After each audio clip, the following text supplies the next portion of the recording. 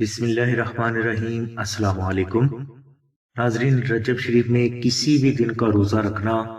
لامحدود عبادت و برکات کی وجہ ہوتا ہے، مگر 27 رجب المرجب شریف کا روزہ رکھنا روحانی اعتبار سے زیادہ افضل مانا جاتا ہے۔ 27 رجب المرجب شریف کی افضلیت اس بنا پر بھی زیادہ ہے کہ اس رات حضور نبی کریم صلی اللہ علیہ وسلم کو معراج عطا ہوئی۔ اسی رات کی عبادت اور دن کے روزے کی افضلیت کو ہم اس ویڈیو میں آپ پر حدیث مبارکہ کی روح سے واضح کرنے کی کوشش کریں گے۔ اس حدیث مبارکہ کے راوی حضرت سلیمان فارسی رضی اللہ تعالی عنہم ہیں، اور یہ حدیث مبارکہ شعب الایمان جلد 3 میں موجود ہے، اور یہ حدیث نمبر 3811 ہے، جس میں حضرت سلیمان فارسی رضی اللہ تعالی عنہم کہتے ہیں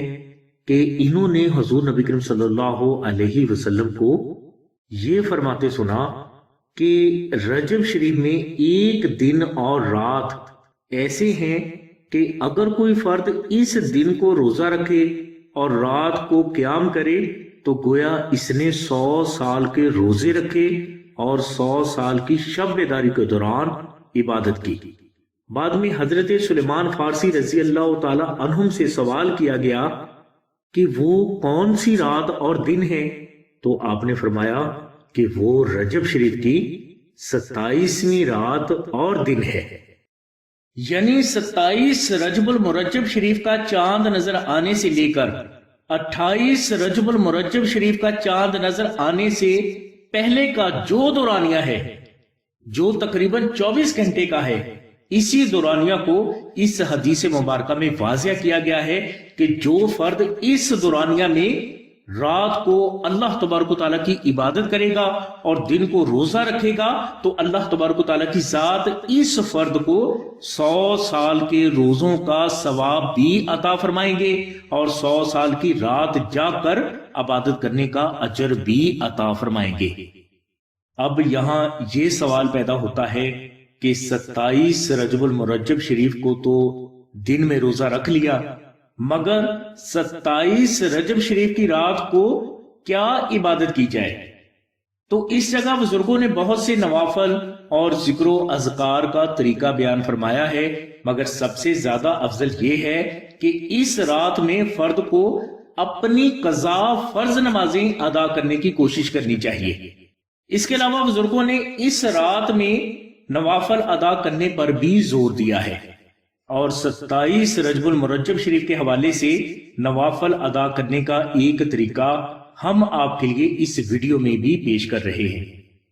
تو ناظرین، بزرگ فرماتے ہیں کہ اس رات 12 نفل نماز ہدیہ محمد و آل محمد ادا کریں۔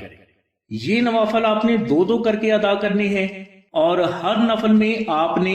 الحمد شریف کے بعد 3 مرتبہ سورہ اخلاص تلاوت کرنی ہے۔ یہ 12 نفل ادا کرنے کے بعد آپ 100 مرتبہ تیسرا کلمہ، 100 مرتبہ استغفر اللہ ربی من کل ذنب و اتوب الیہ،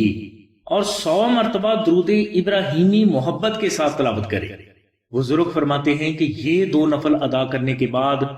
اللہ کے حضور جو بھی دعا کی جائے گی، اللہ تبارک و تعالیٰ کی ذات اس مقدس رات کی نسبت سے اور محمد و آل محمد کے صدقہ میں آپ کی وہ دعا ضرور قبول فرمائیں گے۔ اس کے علاوہ 27 رجب المرجب شریف کی رات کو کچھ بزرگوں کے مطابق جو فرد درود ابراہیمی شریف کو مشک، عنبر اور زعفران سے تحریر کر کے اپنے پاس رکھتا ہے تو اللہ تبارک و تعالیٰ کی ذات اس فرد کی تمام حاجات کو پورا فرما دیتے ہیں۔ اگر یہ فرد بیمار ہے تو اسے شفا مل جاتی ہے۔